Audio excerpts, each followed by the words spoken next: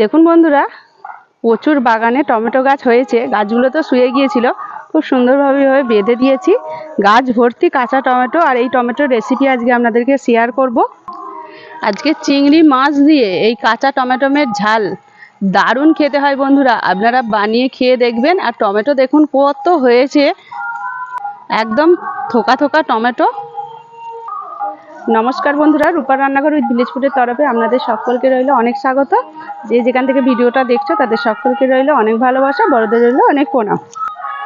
গাছ তোগুলো বাঁধতে গিয়ে অনেকগুলো কাঁচা টমেটো তখন পড়ে গিয়েছিল, আর এখান থেকে আরও অল্প একটু তুলে নেব। টমেটোগুলো কেটে নিয়ে চলে এসেছি। এখানে নিয়েছি চিংড়ি মাছ। চিংড়ি মাছগুলো লবণ মাখিয়ে রেখেছিলাম, হলুদ দিয়ে দিলাম। প্রথমে মাছগুলো ভেজে নেব। মাছগুলো ভাজা হয়ে গেছে, তুলে নিচ্ছি।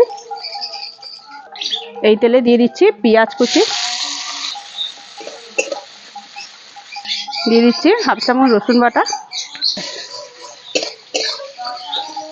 পেঁয়াজ রসুন একটু ভাজা হয়ে গেল, দিয়ে দিচ্ছি টমেটো কুচি। টমেটোর সাথে পেঁয়াজের সাথে একটু ভাজা ভাজা করে নেব।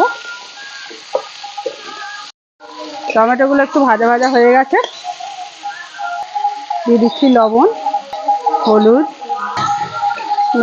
হলুদ দিয়ে একটু নেড়ে চেড়ে এবারে চাপা দিয়ে দেবো। দিয়ে টমেটো কিন্তু খুব সুন্দরভাবে সিদ্ধ করব। টমেটোগুলো সিদ্ধ হয়ে গেছে, আর এইভাবে নেড়ে নেড়ে একটুখানি খুন্তির ডবে করে চেপে চেপে নরম করে দিচ্ছি। দেখুন, অল্প একটু আদা বাটা দিয়ে দিলাম, অল্প একটু হলুদের গুঁড়ো দিলাম, একটুখানি লঙ্কার গুঁড়ো, একটা কাঁচা লঙ্কাও দিয়ে দিলাম। একটুখানি কষিয়ে নিয়েছি ভালো করে। এবারে দিয়ে দিচ্ছি ভেজে রাখা মাছগুলো।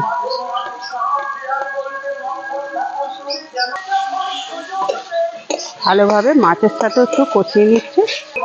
দিয়ে দিচ্ছি অল্প একটু জল, অল্প একটু চিনি। দেখুন বন্ধুরা, খুব সুন্দরভাবে রেডি হয়ে গেল চিংড়ি মাছ দিয়ে টমেটো, কাঁচা টমেটো, দারুণ ঝালের এই রেসিপিটা।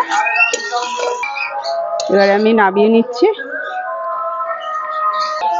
আপনারাও এইভাবে বানিয়ে খান, দারুণ লাগবে বন্ধুরা। ভিডিওটা আজকের মতো এখানেই শেষ করছি।